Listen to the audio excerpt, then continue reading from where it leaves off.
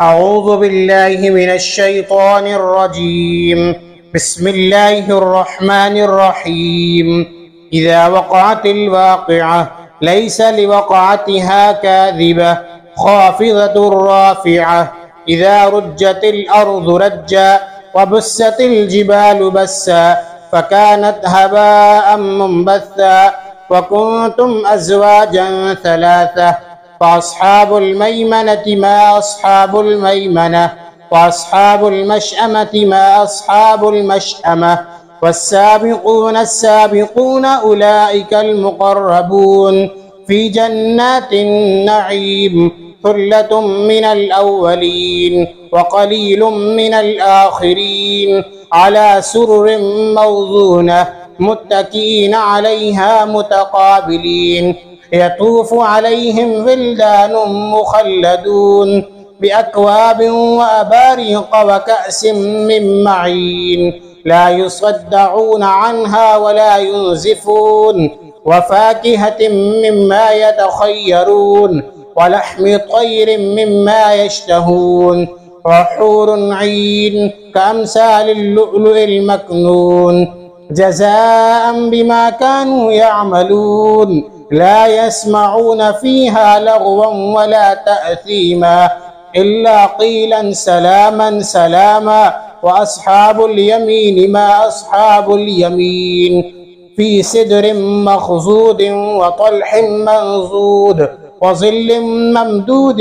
وماء مسكوب وفاكهة كثيرة لا مقطوعة ولا ممنوعة وفرش مرفوعة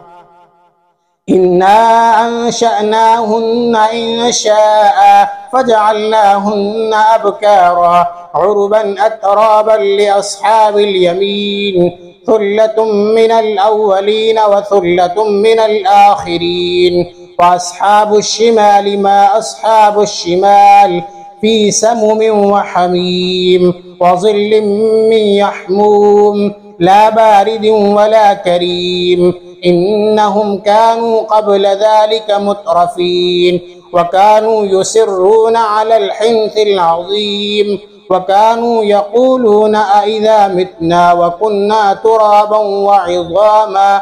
وعظاما أئنا لمبعوثون أو آباؤنا الأولون قل إن الأولين والآخرين لمجموعون إلى ميقات يوم معلوم ثم إنكم أيها الضالون المكذبون لآكلون من شجر من زقوم فمالئون منها البطون فشاربون عليه من الحميم فشاربون شرب الهيم هذا نزلهم يوم الدين نحن خلقناكم فلولا تصدقون أفرأيتم ما تمنون أأنتم تخلقونه أم نحن الخالقون نحن قدرنا بينكم الموت وما نحن بمسبوقين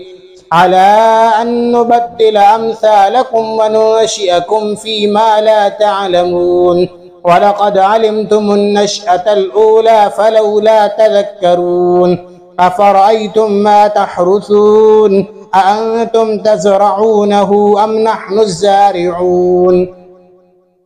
لو نشاء لجعلناه حطاما فظلتم تفكهون إنا لمغرمون بل نحن محرومون أفرأيتم الماء الذي تشربون أأنتم أنزلتموه من المزن أم نحن المنزلون لو نشاء جعلناه أجاجا فلولا تشكرون أفرأيتم النار التي تؤرون أأنتم أنشأتم شجرتها أم نحن المنشئون نحن جعلناها تذكرة ومتاعا للمقوين فسبح باسم ربك العظيم فلا أقسم بمواقع النجوم وإنه لقسم لو تعلمون عظيم إنه لقرآن كريم في كتاب مكنون لا يمسه إلا المطهرون تنزيل من رب العالمين أفبهذا الحديث أنتم مدهنون وتجعلون رزقكم أنكم تكذبون فلولا إذا بلغت الحلقوم وأنتم حينئذ تنظرون ونحن أقرب إليه منكم ولكن لا تبصرون فلولا إن كنتم غير مدينين ترجعونها إن كنتم صادقين فأما إن كان من المقربين فروح وريحان وجنة نعيم وأما إن كان من أصحاب اليمين فسلام لك من أصحاب اليمين وأما إن كان من المكذبين الضالين فنزل من حميم وتصلية جحيم إن هذا لهو الحق اليقين فسبح باسم ربك العظيم صدق الله العظيم.